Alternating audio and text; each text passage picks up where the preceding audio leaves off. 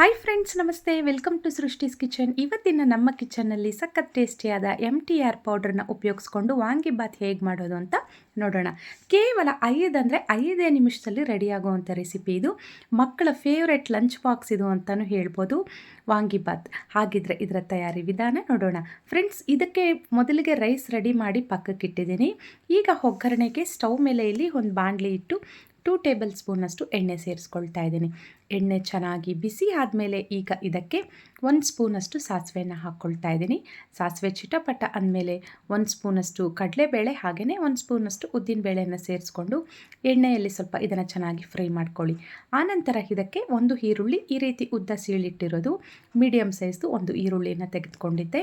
ಈರುಳ್ಳಿ ಸ್ವಲ್ಪ ಚೆನ್ನಾಗಿ ಫ್ರೈ ಮಾಡಿಕೊಂಡು ಆನಂತರ ಇದಕ್ಕೆ 1 ಒಣಮೆಣಸಿನ್ಕಾಯನ್ನು ಮುರಿದು ಹಾಕ್ಕೊಳ್ಳಿ. ಇದಕ್ಕೆ ಹಸಿಮೆಣಸಿನ್ಕಾಯಿ ಎಲ್ಲ ಹಾಕೋ ಆಗಿಲ್ಲ. ವಾಂಗಿಬಾತ್ ಪುಡಿಯಲ್ಲೇ ಖಾರ ಎಲ್ಲ ಇರುತ್ತೆ. ಮಕ್ಕಳ ಲಂಚ್ ಬಾಕ್ಸ್ಗಾದರೆ ಖಾರ ಜಾಸ್ತಿ ಆದರೂ ತಿನ್ನಲ್ವಲ್ಲ, ಹಾಗಾಗಿ 1 ಒಣಮೆಣಸಿನ್ಕಾಯಿ ಹಾಕಿದ್ಮೇಲೆ ಚಿಕ್ಕ ಕಪ್ಪಲ್ಲಿ 1 ಕಪ್ಪಷ್ಟು ಹಸಿ ಬಟಾಣಿ, ಸ್ವಲ್ಪ ಕರಿಬೇವು ಸೊಪ್ಪನ್ನು ಸಹ ಸೇರಿಸ್ಕೊಂಡು ಎಲ್ಲ ಸ್ವಲ್ಪ ಚೆನ್ನಾಗಿ ಫ್ರೈ ಮಾಡ್ಕೊಳ್ಳಿ. ಈಗ 1/4 kg ಬದನೆಕಾಯಿ ಅಂದರೆ ವಾಂಗಿಬಾತದು ಉದ್ದ ಬದನೆಕಾಯಿ ಬರುತ್ತಲ್ಲ ಗ್ರೀನ್ ಕಲರ್ದು, ಅದನ್ನು ಕಟ್ ಮಾಡಿ ನೀರಿಗೆ ಹಾಕಿಟ್ಟಿದ್ದೀನಿ. ಈಗ ಒಂದು 10ರಿಂದ 12 ಗೋಡಂಬಿಗಳನ್ನು ಸಹ ಒಗ್ಗರಣೆಗೆ ಸೇರಿಸ್ಕೊಂಡಿದ್ದೀನಿ.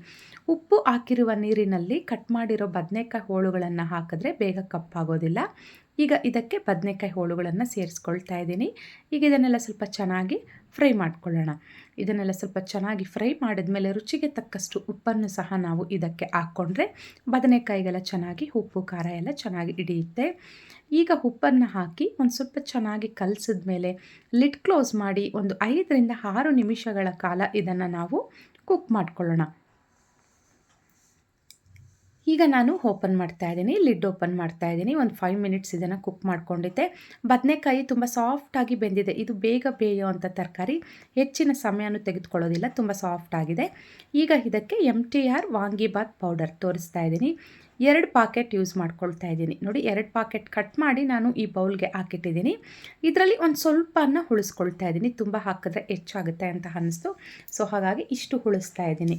ವಾಂಗಿಬಾತ್ ಪೌಡರ್ನ ಇದಕ್ಕೆ ಹಾಕಿದ್ಮೇಲೆ ಎಲ್ಲ ಚೆನ್ನಾಗಿ ಬೆರೆಸ್ಕೊಳ್ಳಿ. ಆನಂತರ ಸ್ಟವ್ ಆಫ್ ಮಾಡಿಬಿಡಿ. ಪುಡಿ ಹಾಕಿದ್ದ ಹೆಚ್ಚಿನ ಸಮಯ ಸ್ಟವ್ ಆನಲ್ಲಿರೋದು ಬೇಡ. ಪುಡಿ ಹಾಕಿದ ತಕ್ಷಣವೇ ಸ್ಟವ್ ಆಫ್ ಮಾಡಿದ ಮೇಲೆ ನಾನು ಈ ರೀತಿಯಾಗಿ ಬೆರೆಸ್ಕೊಳ್ತಾ ಇದ್ದೀನಿ. ಈಗ ನಾನು ಮಾಡಿರೋ ರೈಸ್ಗೆ ಗೊಜ್ಜು ಸ್ವಲ್ಪ ಜಾಸ್ತಿ ಆಗುತ್ತೆ. ಈಗ ಈ ಗೊಜ್ಜನ್ನೆಲ್ಲ ತೆಗೆದು ಒಂದು ಬೌಲ್ಗೆ ಹಾಕಿಟ್ಕೊಳ್ತಾ ಇದ್ದೀನಿ, ಜಾಸ್ತಿ ಆಗುತ್ತೆ ಅಂತ. ಈಗ ನಾವು ಇದಕ್ಕೆ ಅನ್ನವನ್ನು ಬೆರೆಸ್ಕೊಳ್ಳೋಣ. ನಾನಿಲ್ಲಿ ಅನ್ನ ರೆಡಿ ಮಾಡಿ ಇದು ಹಾರಲಿಕ್ಕೆ ಒಂದು ಪ್ಲೇಟ್ಗೆ ಹಾಕಿಟ್ಟಿದ್ದೆ. ಈಗ ಆ ರೈಸನ್ನು ಬಾಣಲಿಗೆ ಹಾಕಿ ಚೆನ್ನಾಗಿ ಎಲ್ಲ ಕಲಿಸ್ಕೊಳ್ತಾ ಇದ್ದೀನಿ. ಒಂದು ವೇಳೆ ಗೊಜ್ಜು ಕಡಿಮೆ ಆಯಿತು ಅಂದರೆ ಪಕ್ಕಕ್ಕೆ ತೆಗೆದಿಟ್ಕೊಂಡಿದ್ವಲ್ಲ ಅದನ್ನು ಸೇರಿಸ್ಕೊಂಡು ಮಿಕ್ಸ್ ಮಾಡ್ಕೋಬೋದು. ಇಷ್ಟೇ ಫ್ರೆಂಡ್ಸ್, ಫಟಾಫಟ್ ಅಂತ ಒಂದು 5 ನಿಮಿಷದಲ್ಲಿ ರೆಡಿ ಆಗುತ್ತೆ. ನಾನು ಹೇಳಿದೆ ಅಲ್ಲ, ತುಂಬ ಸುಲಭವಾಗಿ ಆಗುತ್ತೆ. ಮಕ್ಕಳ ಲಂಚ್ ಬಾಕ್ಸ್ಗಂದರೆ ತುಂಬ ಚೆನ್ನಾಗಿರುತ್ತೆ. ಆಫೀಸ್ಗೆ ಡಬ್ಬಿ ಕಟ್ಕೊಂಡು ಹೋಗೋರ್ಗೂ ತುಂಬ ಚೆನ್ನಾಗಿರುತ್ತೆ. ಈಗ ಕೊನೆಯಲ್ಲಿ ಸ್ವಲ್ಪ ಸಣ್ಣದಾಗಿ ಹಚ್ಚಿಟ್ಕೊಂಡಿರೋ ಕೊತ್ತಂಬರಿ ಸೊಪ್ಪನ್ನು ಹಾಕಿ ಕಲಿಸ್ಕೊಳ್ಳೋದು, ತಿಂತಾ ಇರೋದು ಅಷ್ಟೇ, ಸಿಂಪಲ್. ಈಗ ಪ್ಲೇಟ್ಗೆ ತೆಗೆದುಕೊಳ್ತಾ ಇದ್ದೀನಿ. ಒಳ್ಳೆ ಘಮ ಅಂತ ಇದೆ ಇಲ್ಲಿ, ತುಂಬ ಟೇಸ್ಟಿಯಾಗಿರುತ್ತೆ. ತುಂಬ ಸಿಂಪಲ್ಲಾಗೂ ಮಾಡ್ಕೋಬೋದು, ನಾವೆಲ್ಲರೂ ಮಾಡುವಂಥದ್ದೇ ಅಲ್ವಾ. ಆದರೆ ನಾನು ಹೇಗೆ ಮಾಡ್ತೀನಿ ಅಂತ ನಿಮ್ಮ ಒಟ್ಟಿಗೆ ಶೇರ್ ಮಾಡಿದ್ದೀನಿ ಅಷ್ಟೇ. ಈ ರೆಸಿಪಿ ನಿಮ್ಗೆ ಇಷ್ಟ ಆಗಿದ್ದಲ್ಲಿ ಲೈಕ್ ಮಾಡಿ, ಶೇರ್ ಮಾಡಿ, ಹಾಗೆ ಸಬ್ಸ್ಕ್ರೈಬ್ ಮಾಡಿ.